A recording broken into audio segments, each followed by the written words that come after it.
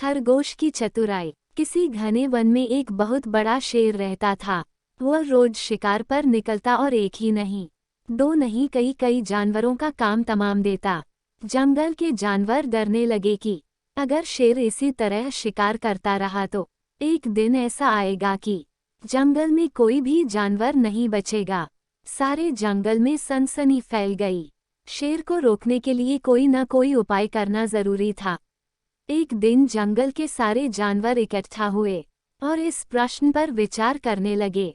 अंत में उन्होंने तय किया कि वे सब शेर के पास जाकर उनसे इस बारे में बात करें। दूसरे दिन जानवरों के एक दल शेर के पास पहुंचा। उनके अपनी ओर आते देख शेर घबरा गया और उसने गरज कर पूछा, क्या बात है, तुम सब यहाँ क्यों आ रहे हो? जानवर दल के नेता ने कहा, महाराज, हम आपके पास निवेदन करने आए हैं। आप राजा हैं और हम आपकी प्रजा। जब आप शिकार करने निकलते हैं तो बहुत जानवर मार डालते हैं।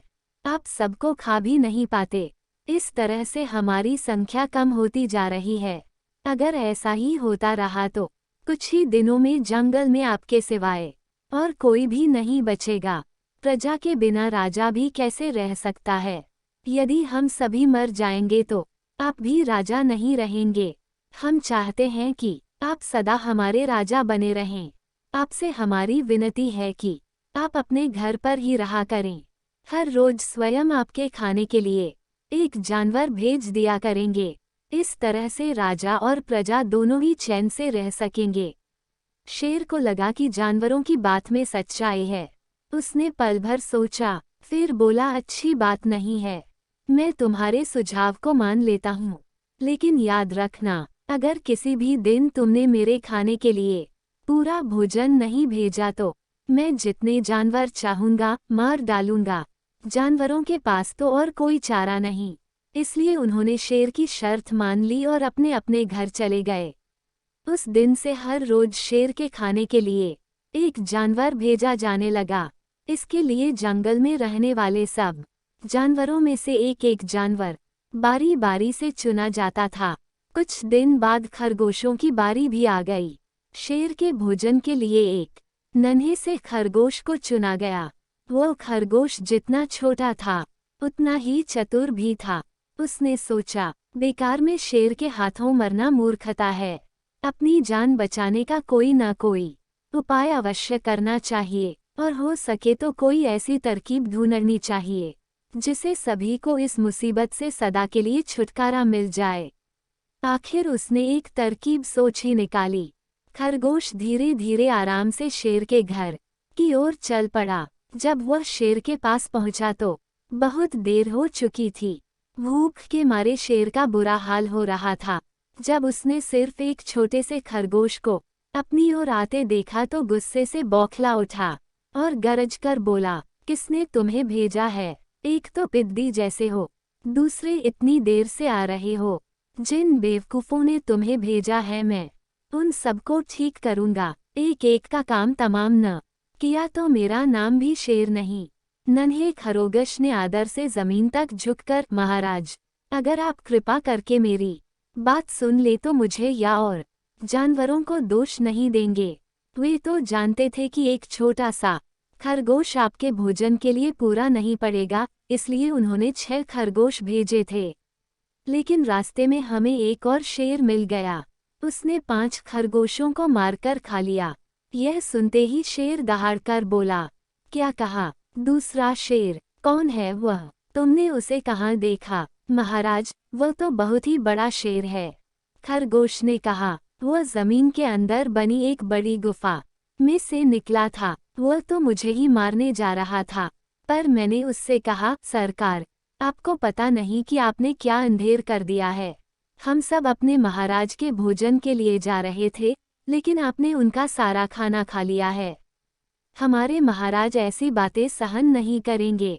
वे जरूर ही यहाँ आकर आपको मार डालेंगे। इस पर उसने पूछा, कौन है तुम्हारा राजा? मैंने जवाब दिया, हमारा राजा जंगल का सबसे बड़ा शेर है। महाराज, मेरे ऐसा कहते ही वो गुस्से से लाल पीला होकर बोला, बेवकूफ, इस जंगल का राजा सिर्फ मैं हूँ। यहाँ सब जानवर मेरी प्रजा हैं। मैं उनके साथ जैसा चाहूं वैसा कर सकता हूँ। जिस मूर्ख को तुम अपना राजा कहते हो, उस चोर को मेरे सामने हाजिर करो। मैं उसे बताऊंगा कि असली राजा कौन है। महाराज, इतना कहकर उस शेर ने आपको लिवाने के लिए मुझे यहाँ भेज दिया। खरगोश की बात सुनकर शेर को बड़ा गुस्सा आया और वह बार बार गरजने लगा। उसकी भयानक गरज से सारा जंगल दहलने लगा। मुझे फौरन उस मूर्ख का पता बताओ, शेर ने दहाड़कर कहा। जब तक मैं उसे जान से न मार दूंगा, मुझे चैन नहीं मिलेगा। उद्धरण उद्धरण। बहुत अच्छा महाराज, खरगोश ने कहा, मौत ही उस दुष्ट की सजा है। अगर मैं और बड़ा और मजबूत होता तो मैं खुद ही उसके टुकड़े टुकड़े कर देता। चलो, रास्ता दिखाओ, शेर ने कहा। फौरन बताओ किधर चलना है। इधर आइए महाराज, इधर। खरगोश रास्ता दिखाते हुआ शेर को एक कुएं के पास ले गया और बोला, महाराज, वह दुष्ट शेर जमीन के नीचे किले में रहता है। जरा सावधान रहिएगा। किले में छुपा दुश्मन खतरनाक होता है।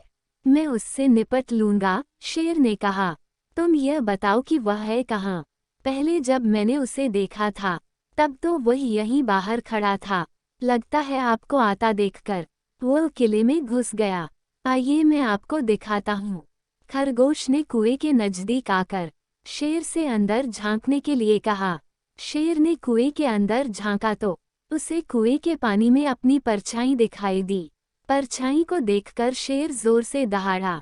कुएं के अंदर से आती हुई अपने ही दहाड़ने की गूंज सुनकर उसने समझा कि दूसरा शेर भी दहाड़ रहा है। दुश्मन को तुरंत मार डालने के इरादे से वह फौरन कुएं में कूद पड़ा।